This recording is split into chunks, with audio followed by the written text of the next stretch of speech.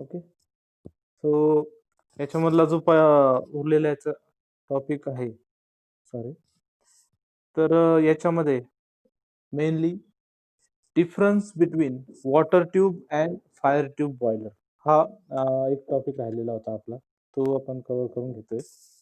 तर आता ऑलरेडी तुम्ही थर्मल इंजिनिअरिंग मध्ये बघितलेलं असेलच, वॉटर ट्यूब बॉयलर म्हणजे काय आणि फायर ट्यूब बॉयलर म्हणजे काय. सो तुम्हाला बघा, पहिल्या स्लाइड मध्ये मी जो हा टाईपचा बॉयलर दाखवला होता, हा जो बॉयलर दाखवला होता, हा कोणत्या टाईपचा बॉयलर आहे? हा जो दिसतोय, हा कोणत्या टाईपचा बॉयलर आहे? येईल कोणाला सांगता? हा कोणत्या टाईपचा बॉयलर आहे? वॉटर ट्यूब आहे, बरोबर. का बरं त्याला वॉटर ट्यूब म्हणतात? कारण वॉटर जे आहे हे या ट्यूब मधून पास होतं आणि हॉट फ्लू गॅसेस त्याच्या अवतीभोवती पास होतात. म्हणजे ते वॉटर फ्लू गॅसेसची हीट वॉटरला जाते. आणि याच्या एक्झॅक्टली अपोजिट काय असतो? फायर ट्यूब बॉयलर असतो. फायर ट्यूब बॉयलर मध्ये काय होतं? हे जे फायर आहेत, हे जे फायर आहे म्हणजे हॉट फ्लू गॅसेस आहेत, हे हॉट फ्लू गॅसेस अशा पाईपलाईन मधून जातात आणि फायनली इकडे एस्केप होतात. आणि याच्या सभोवताली काय असतं? वॉटर सराउंडिंग असतं. ओके, त्याला म्हणतात fire tube boiler.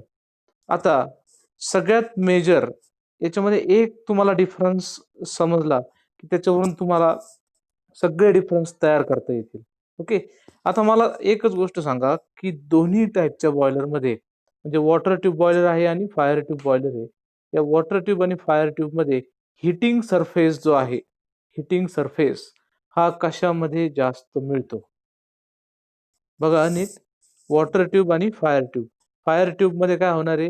Fire tube मध्ये हेच असं कंबशन चेंबर असणार आहे आणि कंबशन चेंबर मधून या अशा टाईपचं जे आहे हे वॉटर तिकडे हॉट फ्लू गॅसेस असे ट्रॅव्हल होऊन वरती निघून जाणार. याच्या सभोवताली वॉटर असणार आहे. तर आता याची हीट इकडे जाणार आहे, याची हीट इकडे जाणार आहे. या ट्यूब मधून जे काही गॅसेस पास होणार आहे त्याची हीट सभोवताली जाणार आहे. तेच वॉटर ट्यूब बॉयलर मध्ये काय होतंय? सभोवताली पूर्ण हॉट फ्लू गॅसेस आहेत. त्याला फक्त काय करायचंय? वॉटर, जी त्याला वॉटर ट्यूब सापडेल त्या वॉटर ट्यूबला त्याला काय करायचंय? हीट करायचंय. दोन्ही याच्यामध्ये मला सांगा, कोणत्या याच्यामध्ये हिटिंगचा जो सरफेस एरिया आहे हा जास्त मिळेल? कुठल्या याच्यात जास्त मिळू शकतो? बघा, फायर ट्यूब मध्ये काय होतं? फायर ट्यूब मध्ये हा जर एक पाईप असेल, या पाईपच्या नेबर म्हणजे त्याच्या जवळ जेवढं वॉटर असेल त्याला ते लवकर हिट करतं. पण त्याच्या लांब, त्याच्यापासून लांब जे काही वॉटर असेल त्याला हिट करायला त्याला काय लागेल? वेळ लागेल. तेच इथं काय होतंय? फ्लू गॅसेस इथं देतं हिट, परत पुढं देणार आहे, परत इकडे देणार आहे, परत इथं देणार आहे, परत इथं देणार आहे. तो हिटिंग सरफेस इथं काय मिळतो आपल्याला? जास्त मिळतो. याचा अर्थ हिटिंग सरफेस एरिया कोणत्या टाईपच्या बॉयलर मध्ये जास्त मिळणार आहे आपल्याला? वॉटर ट्यूब मध्ये. ओके.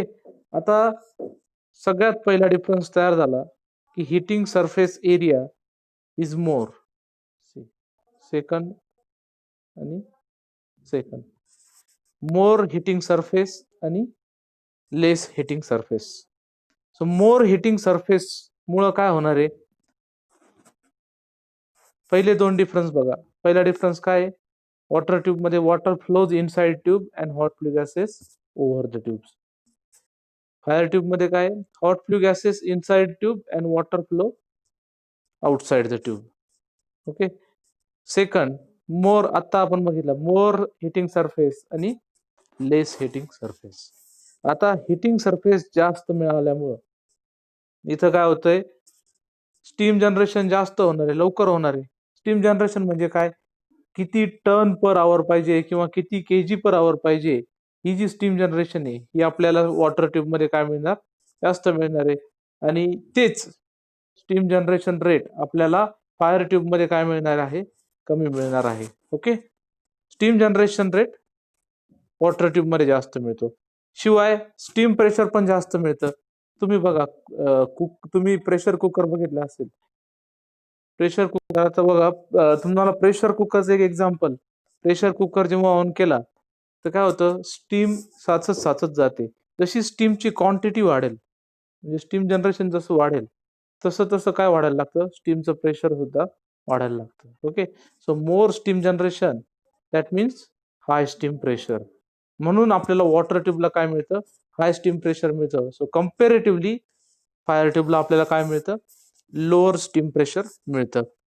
नेक्स्ट डिफरन्स पॉइंट आहे इफिशियन्सी. आता बॉयलर इफिशियन्सीला काय आहे की आउटपुट काय आहे, त्याचं स्टीम आहे. जास्त स्टीम कशात तयार होणार आहे आणि इनपुट कमी, म्हणजे याचा अर्थ आपण हीट युटिलाइज सगळ्यात जास्त कशामध्ये करतो, बरोबर आहे की नाही. ज्या बॉयलरमध्ये आपण हीट युटिलाइज चांगली करणार आहे त्याची आपल्याला इफिशियन्सी काय मिळणार आहे, जास्त मिळणार आहे. सो युटिलायझेशन ऑफ हीट ही आपल्याला वॉटर ट्यूब मध्ये चांगली मिळते. त्याच्यामुळे आपल्याला आउटपुट आपण बघितलंय की ऑलरेडी आपण आउटपुट जास्त मिळतंय. So higher efficiency in case of water tube boiler. Okay, next. आता हे सगळं जास्त असल्यामुळं स्टीम रेट जास्त मिळतो, हिटिंग सरफेस जास्त मिळतो, स्टीम प्रेशर जास्त मिळतो. त्या सगळ्यामुळे अजून काय जास्त होणार आहे, चान्सेस ऑफ एक्सप्लोजन सुद्धा वॉटर ट्यूब मध्ये जास्त होणार आहे. So comparatively less chances of explosion in fire tube boiler. आणि या सगळ्या या चारही प्रॉपर्टीज मुळे मोर स्टीम जनरेशन, हाय स्टीम प्रेशर, हायर इफिशियन्सी, या सगळ्या याच्यामुळं हा वॉटर ट्यूब बॉयलर कुठे यूज होतो, लार्ज पॉवर प्लांट मध्ये यूज केला जातो. तोच फायर ट्यूब बॉयलर जो आहे हा यूज केला जात नाही, लार्ज पॉवर प्लांट मध्ये यूज केला जात नाही. एक तर एकदम लो पॉवर प्लांट असेल, कमी याचा कॉम्पॅक्ट पॉवर प्लांट असेल तिथे यूज केला जातो. किंवा मेनली तुम्ही जर राजहंस ॲक्वामध्ये जर पाहिलं तर फायर ट्यूब बॉयलर तिथे यूज केलेले आहेत. तर ते कशासाठी यूज केलेले आहे, तर तुम्ही बघा हिटिंग पर्पजसाठी, जी स्टीम कुकिंग किंवा फूड प्रिपरेशन इंडस्ट्रीसाठी ज्या लागतात, बेसिकली त्या सगळ्या याच्यासाठी फायर ट्यूब बॉयलर प्रेफर केला जातो. का बरं, कारण तिथं जास्त प्रेशरची गरज नाही, आपल्याला स्टीम हिटिंगसाठी लागते. So chances of explosion high risk घेऊन काही उपयोग नाहीये. So we can prefer fire tube boiler. अजून एक टाकू शकतो आपण, the cost of water tube boiler is more, very very much more than fire tube boiler. हा एक तुम्ही ऍडिशनल टाकून घ्या. याची कॉस्ट काय आहे, जास्त आहे, आणि याची कॉस्ट फायर ट्यूबची काय आहे, कमी आहे. ओके, हा सुद्धा एक डिफरन्स होऊ शकतो. ठीक आहे, हा झाला difference between water tube and fire tube boiler. Next point, Indian boiler regulation. आता what is Indian boiler regulation, तर हे जे आहे सिमिलरली आपण जे बघतो ISO स्टँडर्ड आहे किंवा इंडियन फॅक्टरी ऍक्ट आहे, अशा ज्या काही ऍक्ट आहे त्या ऍक्ट मध्येच हा इंडियन बॉयलर रेग्युलेशन सुद्धा तयार झालेला आहे. तर त्याचं मेन फंक्शन काय, या इंडियन बॉयलर रेग्युलेशनचं मेन फंक्शन काय किंवा आहे काय तो, तर जे काही बॉयलर आहेत, इंडस्ट्रीमध्ये वापरले जाणारे बॉयलर आहेत, हे बॉयलर सेफ आहेत वापरायला की नाही, याच्यासाठी इंडियन गव्हर्नमेंटनी काय केलेले आहेत, काही गाईडलाईन्स तयार केलेले आहेत की त्या कशा असायला पाहिजे किंवा काय असायला पाहिजे, काय काय आहे. त्याच्याप्रमाणे एक फ्रिक्वेन्सी ठरलेली असती प्रत्येक बॉयलरची, डिपेंडिंग ऑन तो बॉयलर कुठे वापरला जातो, त्याचा यूज काय आहे, त्याची कॅपॅसिटी काय आहे. त्याच्यानुसार जर एकदम कमी कॅपॅसिटीचा असेल तर त्याची फ्रिक्वेन्सी 2-3 वर्षानंतर असते. जर हाय प्रेशरचा किंवा हाय कॅपॅसिटीचा बॉयलर असेल तर त्याची फ्रिक्वेन्सी लवकर सुद्धा असू शकते. तर त्या त्या फ्रिक्वेन्सीला जाऊन तो बॉयलर चेक करणे आणि इन्स्पेक्ट करणे की त्याच्यामध्ये काय फॉल्ट आहेत किंवा काय नाही, हे जे आहे हे mainly Indian boiler regulation act नुसार होत असतं. त्याच्यासाठी गव्हर्नमेंटची एक सेपरेट बॉडी आहे आणि त्याला एक सेपरेट स्टँडर्ड दिलेले आहेत त्यांनी, की प्रत्येक याच्यामध्ये आपल्याला एवढ्या डिटेलमध्ये नाहीये. आपल्याला 4 मार्कांना असा क्वेश्चन विचारला जातो, what are the main provisions provided in the IBR, Indian boiler regulation मध्ये मेन प्रोव्हिजन कशासाठी काय काय दिलेल्या आहेत. तर आता इंडियन बॉयलर रेग्युलेशन नुसार which component you will called as a boiler. सगळ्यात पहिले बॉयलरची डेफिनेशन काय दिलेली आहे बघा. आता first of all Indian boiler regulation act कधी सुरू झालेली आहे, तर 15 सप्टेंबर 1950. कारण आपल्याकडे इंडस्ट्रियलायझेशन त्या दरम्यानच सुरू झालं, आपण इंडिपेंडंट झालो आणि त्याच्यानंतर इंडस्ट्रियलायझेशन आणि ग्लोबलायझेशन वगैरे हे प्रकार नंतर सुरू झाले. So 15 September 1950 the Indian boiler regulation act is organized by Indian government. Okay. Second, आता पहिलं हे दोन डेफिनेशन दिले आहेत त्याच्यात. पहिली definition, what do you to whom you called as a steam boiler. आता बघा स्टीम बॉयलर म्हणजे कोणता.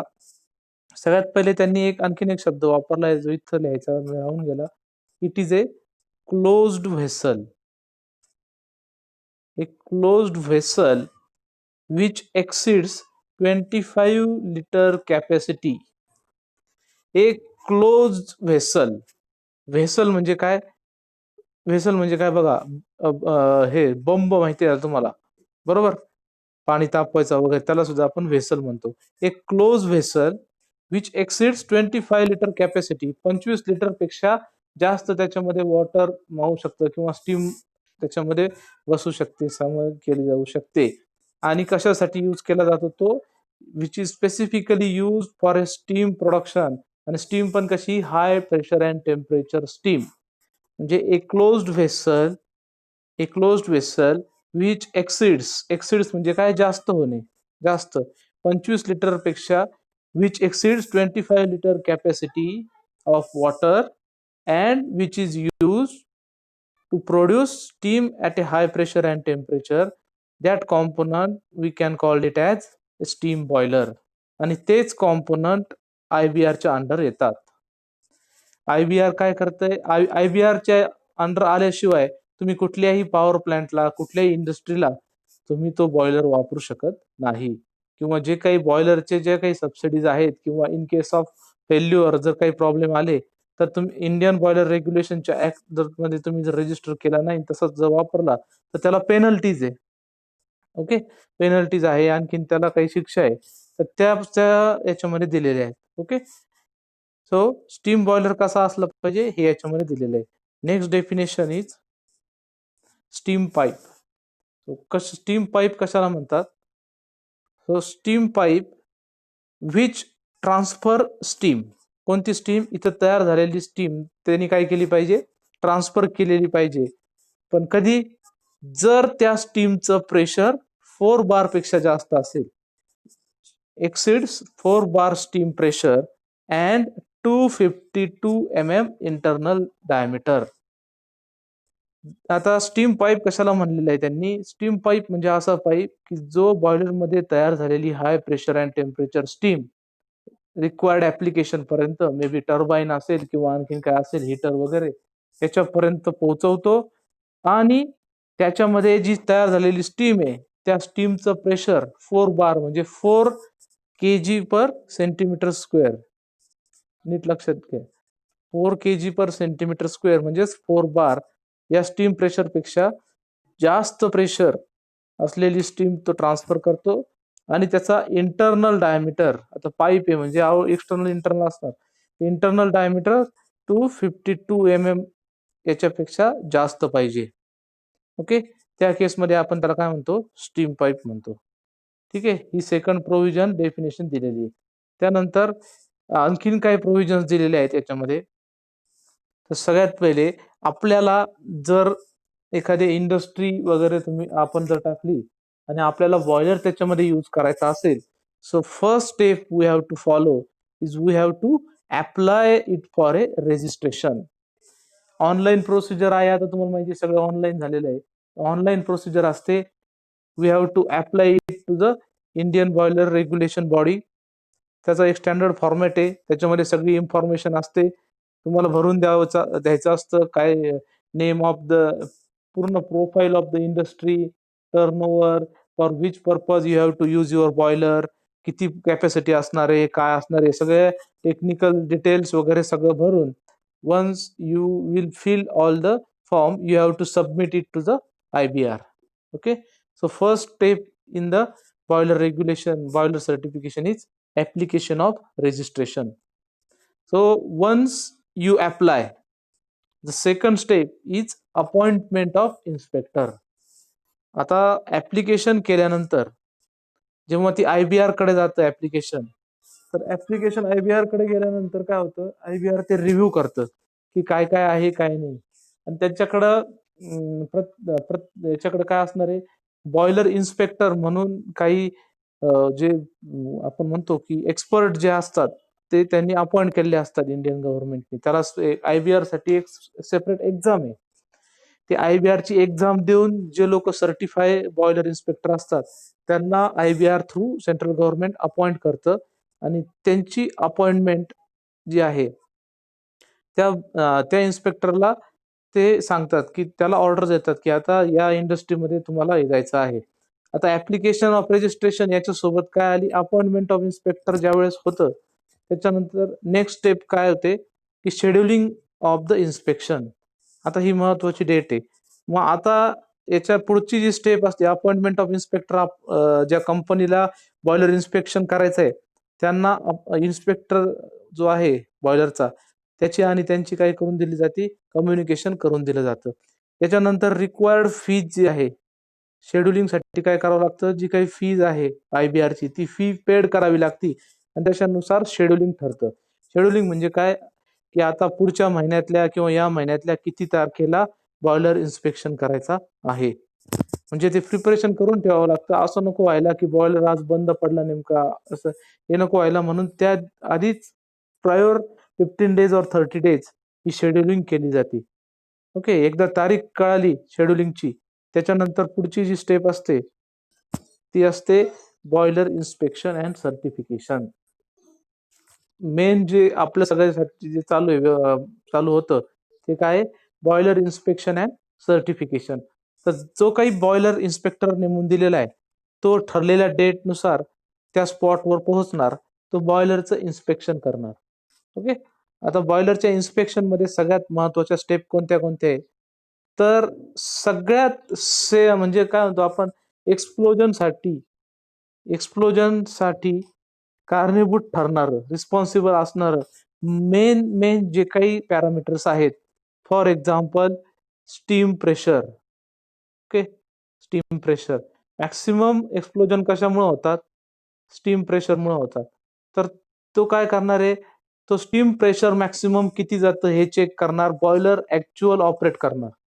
ठीक आहे, मॅक्सिमम बॉयलर प्रेशर किती जातं, प्रेशर गेज ते रिडिंग दाखवतोय की नाही, वॉटर इंडिकेटर व्यवस्थित चालू आहे की नाही, वॉटर लेवल इंडिकेटर, बॉयलर मध्ये जी काही वॉटरची लेवल आहे तेवढीच वॉटरची लेवल तो दाखवतोय का कमी दाखवतोय किंवा जास्त दाखवतोय. बॉयलरची जी स्टीम तयार झालेली आहे त्या बॉयलरची स्टीम तयार झालेल्या याच्यामध्ये जे स्टीमचं प्रेशर आहे तेच स्टीमचं प्रेशर तो प्रेशर गेज दाखवतोय की एखादं चुकीचं किंवा जास्त प्रेशर दाखवतोय किंवा कमी दाखवतोय. ओके, त्याच्यानंतर जे काही प्रेशर गेज आहे ते कॅलिब्रेटेड आहे का, रेग्युलर त्याचं कॅलिब्रेशन केलं गेलेलं आहे की नाही ते त्याच्यामध्ये चेक केलं जातं. सेकंडली, ज्या वेळेस हायर प्रेशर गेलं जातं, सी एक प्रत्येक याच्यामध्ये तुम्ही जर प्रेशर कुकरचं वर्किंग बघितलं तर एक ठराविक लेवलला जर प्रेशर कुकरचा स्टीम प्रेशर आला आणि त्याच्यापेक्षा जर एक्सीड झाला तर काय होतं, एक्सप्लोजन होऊ शकतो. वरचं कुकरचं जे झाकण आहे ते काय होतं, सडनली काय होतं, स्ट्राईक हाय प्रेशरमुळे ते लांब फेकलं जातं कुठेतरी. बरोबर, so same thing can happen in the boiler. तर ते अवॉइड करण्यासाठी आपल्या बॉयलरमध्ये 2 टाईपच्या वॉल असतात किंवा एकच टाईपची वॉल असते, ती म्हणजे सेफ्टी वॉल. बरोबर, safety valve, dead weight safety valve वगैरे तुम्ही मागच्या याच्यात माउंटिंग अँड ऍक्सेसरीज मध्ये बघितलेले असतील. What is the function of safety valve, कुकरची जी शिट्टी बघा, बरोबर, कुकरची जी शिट्टी आहे that is nothing but a boiler safety valve. जर एक ठराविक लेवलच्या प्रेशरच्या पुढे जर स्टीमचा प्रेशर गेला so it can cause a explosion. So to avoid that explosion boiler should always equip with a safety valve, steam safety valve. तर त्या स्टीम सेफ्टी वॉलचं फंक्शन प्रॉपर होतंय की नाही तो त्याच्यामध्ये चेक करून बघणार. जर त्या स्टीम सेफ्टी वॉलचं फंक्शन प्रॉपरली होत नसेल तर तो बॉयलर सर्टिफाय होऊ शकत नाही. हे सगळे मेन पॅरामीटर्स ज्यावेळेस, अजूनही भरपूर आहे, आपण एक एक्झाम्पलच्या फॉर्म मध्ये मी सांगितले तुम्हाला की मेन जी सेफ्टी कन्सर्न असते ती सगळी steam pressure, water level, steam pressure gauge, steam safety wall याच्या कन्सर्न मध्ये असते. त्याच्या रिलेटेड सगळं रेकॉर्ड चेक केलं जातं. बॉयलरची मेंटेनन्स प्रोसिजर, बॉयलर कसा चेक केलेला आहे, याच्यापूर्वी काय काय फॉल्ट आलेले आहेत, ते आता येत आहेत की नाही, कंबशन कसं होतंय, दिसतं कसं आहे, ग्रीन दिसतंय, येलो दिसतंय का रेड झोन, काय हे जे काय आहे, जे कंबशनचे टाईप आहेत ते, तर ते सगळे कसे दिसत आहेत. तर हे जे आहे हे सगळं बॉयलर इन्स्पेक्शन अँड सर्टिफिकेशन त्याच्यामध्ये इन्स्पेक्शन मध्ये ते चेक केलं जातं. जर इन्स्पेक्शन करताना जे सगळे पॅरामीटर विदिन कंट्रोल जर दिसले तर आणि तरच काय होतं, सर्टिफिकेशन होतं. ओके. जर ते पॅरामीटर, एखादा जरी पॅरामीटर त्याच्यामध्ये डेव्हिएट होताना दिसला, डेव्हिएट याचा अर्थ ठरलेलं स्पेसिफिकेशन आहे त्या स्पेसिफिकेशनच्या खाली आला, म्हणजे स्टीम प्रेशर तेवढं तयार होत, स्टीम प्रेशर जास्त तयार होतं पण स्टीम प्रेशर गेज जास्त बरोबर दाखवत नाही, अशा काही केसेस जर आढळल्या तर मात्र काय होतं, बॉयलरचं सर्टिफिकेशन होत नाही अँड बॉयलर इज रिजेक्टेड. काय होतो, रिजेक्ट होतो बॉयलर. मग पुढची जर अशी केस घडली तर परत काय होतं, हा जो इन्स्पेक्टर आहे हा काय कोणाला कळवणार, IBR ला कळवणार की असा असा प्रॉब्लेम झालेला आहे. मग IBR परत इंडस्ट्रीशी कन्सर्न करणार, पुन्हा शेड्युलिंग ऑफ इन्स्पेक्शन जे काय आहे तो प्रॉब्लेम करेक्ट करा, शेड्युलिंग ऑफ इन्स्पेक्शन होतं, परत बॉयलर इन्स्पेक्टर इन्स्पेक्शनला येणार, त्याच्यामध्ये जर परत असा प्रॉब्लेम आढळला तर ही सायकल चालूच राहणार आणि ज्या वेळेला करेक्ट होईल त्यावेळेसच काय होणार, बॉयलरचं सर्टिफिकेशन होणार. ओके, हे झालं बॉयलरचं certification. Next is a recertification. आता एकदा सर्टिफिकेशन झालं म्हणजे तुम्ही आयुष्यभर सुटले असं होत नाही. तर या वेळेस तुम्हाला एकदा ISO ऑडिट मध्ये कसं असतं, एका वर्षी झालं की पुढच्या वर्षी पुन्हा ऑडिट येतं, त्याच्या पुढच्या वर्षी पुन्हा ऑडिट येतं. त्याचप्रमाणे रिसर्टिफिकेशन सुद्धा परत परत येतं. कधी येतं, जर बॉयलरची मुवमेंट झाली, एका तुम्ही पॉवर प्लांट किंवा बॉयलरची पोझिशन हलवली, या जागेवरून दुसऱ्या जागेवर नेला, तरी तुम्हाला बॉयलर रिसर्टिफाय करावा लागतो. ओके.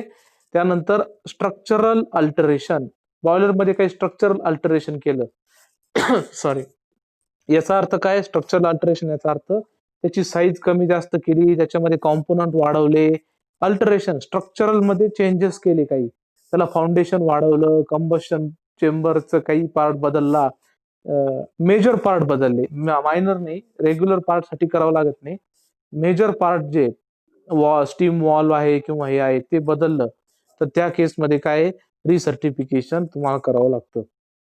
त्यानंतर बॉयलरची कॅपॅसिटी मध्ये काही इन्क्रीज केली, बॉयलरची कॅपॅसिटी वाढवली, त्या केसमध्ये रिसर्टिफिकेशन करावं लागतं.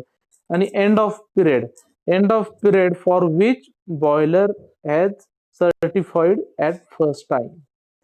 पहिल्या वेळेला बॉयलर सर्टिफाय होताना तो दिलेला कालावधीसाठी दिलेला असतो. म्हणजे आज जर तुम्ही केला, समजा आज तारीख किती आहे, 16 जुलै, so it is applicable for registration is applicable from 16 July 2020 to for example 15 July 2021, असा स्पेसिफिकली पिरियड मेन्शन केलेला असतो. So you have to reapply for the registration before 15 July किंवा जूनच्या आधीच तुम्हाला अप्लाय करावा लागतो. आता तर सिस्टीम तुम्हाला माहिती एकदम स्ट्रॉंग सिस्टीम आलेली, मेल आणि रिमाइंडरची. आता ते रिमाइंडर पाठवतच असतात की तुमचा ड्यू आलेला आहे, पुढचा एका महिन्यात तुमचं रजिस्ट्रेशन आहे, लवकर अप्लाय करा म्हणून. आता तर ते पटापट मेसेज आणि ऑनलाईन याच्यामुळे रिमाइंडर पाठवायला काही वेळ लागत नाही.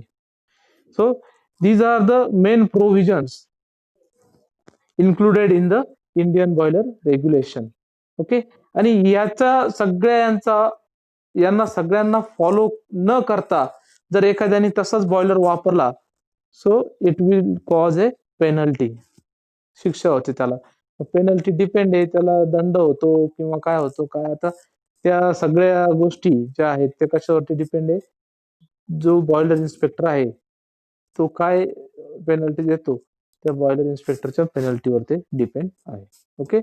दिस इज इंडियन बॉयलर रेग्युलेशन. ठीक. Next, boiler maintenance. आता हा महत्वाचा टॉपिक आहे, बॉयलर मेंटेनन्स. बॉयलर मेंटेनन्स मध्ये काय काय बघा. फर्स्ट पॉइंट, कशासाठी बॉयलर मेंटेनन्स केला जातो? To promote and ensure safety of a boiler.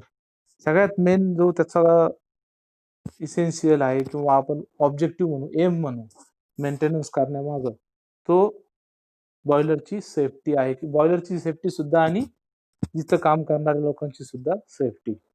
ठीक आहे. काय काय लागतं त्याला?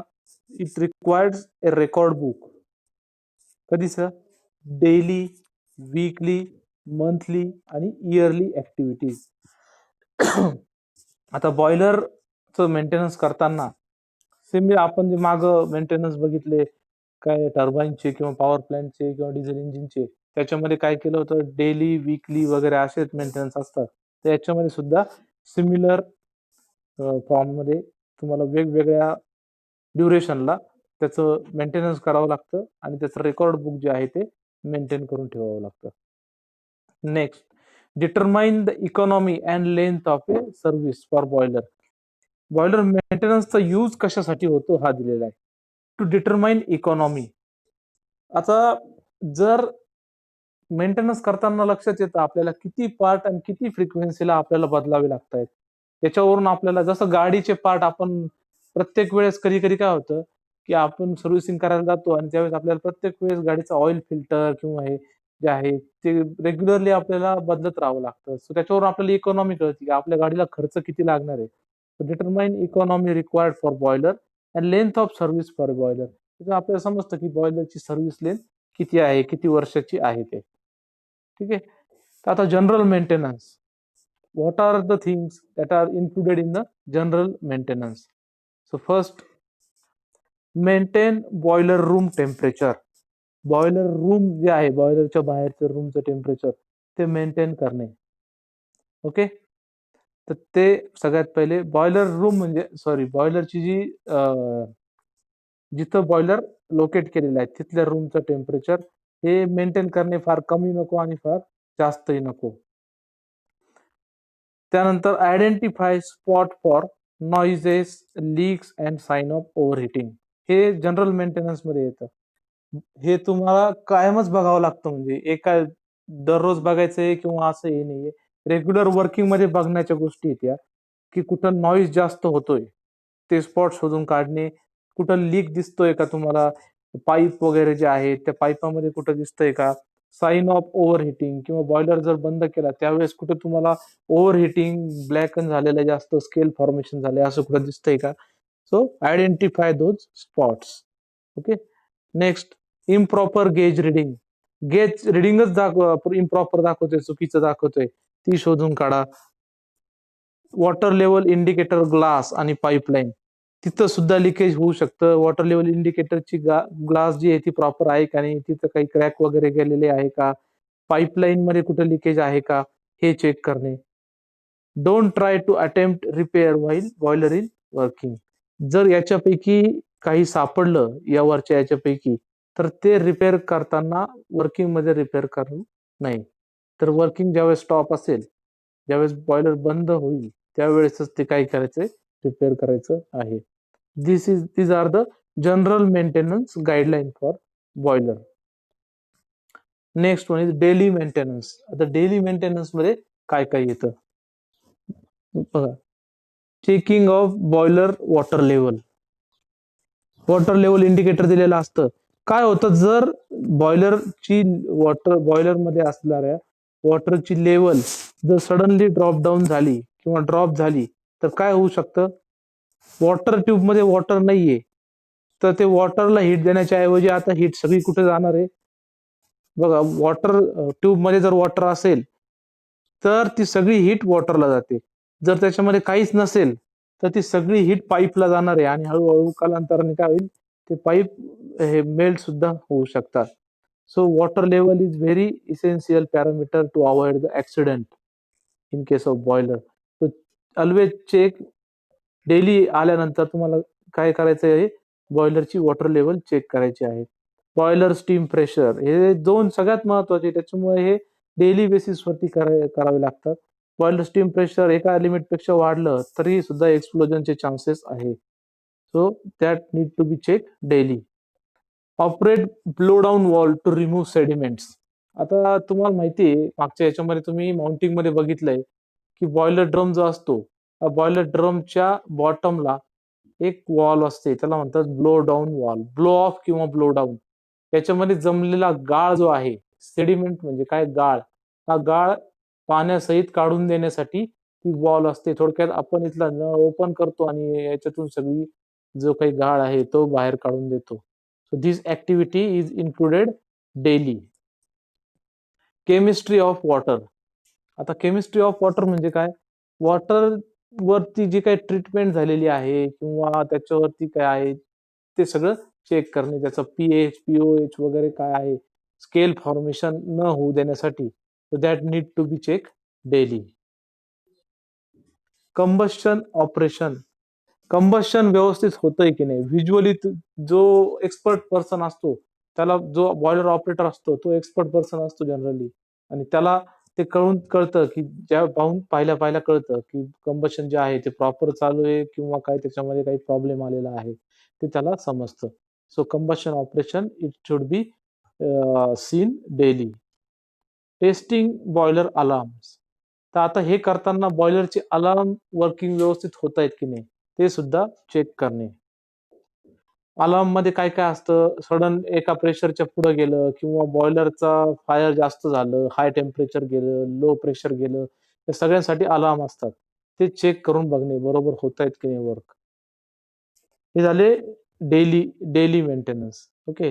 मंथली मध्ये काय काय येतं, the sealing of small cracks by bonding solution. तर स्मॉल क्रॅक जे डेव्हलप होत आहेत ते स्मॉल क्रॅक म्हणजे जिथं लिकेज नाहीये पण क्रॅक डेव्हलप व्हायला लागले, असे जे आहेत बॉन्डिंग सोल्युशननी ते स्मॉल क्रॅक काय करायचे, सील करून टाकायचे, बंद करायचे. ही झाली मंथली मेंटेनन्सची एक ऍक्टिव्हिटी. त्यानंतर safety wall inspection and testing. प्रत्येक महिन्याला तुम्हाला काय करावं लागतं, दररोज तर आहेच आहे बॉयलर स्टीम प्रेशरचं, पण सेफ्टी वॉल एकदा खोलून त्याचं इन्स्पेक्शन करून टेस्टिंग सुद्धा करून कधी बघावे लागते, एक मंथ झाल्यानंतर, मंथली. त्यानंतर steam stop wall, safety wall सारखी स्टीम स्टॉप वॉल सुद्धा असते, तर स्टीम स्टॉप वॉलचं सुद्धा फंक्शन आपल्याला चेक करायला लागतं मंथली याच्यामध्ये बेसिसवर. Compare with manufacture catalogue. हे जे काही पॅरामीटर आलेले आहेत, स्मॉल क्रॅक्स वगैरे, ते व्यवस्थित फिल झाले का नाही किंवा त्याच्यासाठी जे सोल्युशन लागले, हे मॅन्युफॅक्चरर जो असतो, मॅन्युफॅक्चररनी काय केलेलं असतं, एक कॅटलॉग दिलेला असतो. जसं आपल्या बजाजच्या वगैरे गाड्या असतात त्यांचा मॅन्युफॅक्चर कॅटलॉग असतो, तसं बॉयलरचं जो आहे थर्मॅक्स किंवा आणखीन एखादा, तर त्यांनी काय केलेलं असतं, त्याचा मॅन्युफॅक्चर कॅटलॉग दिलेला असतो. याच्यानुसार व्हेरीफाय करणे की आपल्या ऍक्टिव्हिटीज ज्या झालेल्या आहेत त्या बरोबर झाल्या आहेत की नाही. ओके.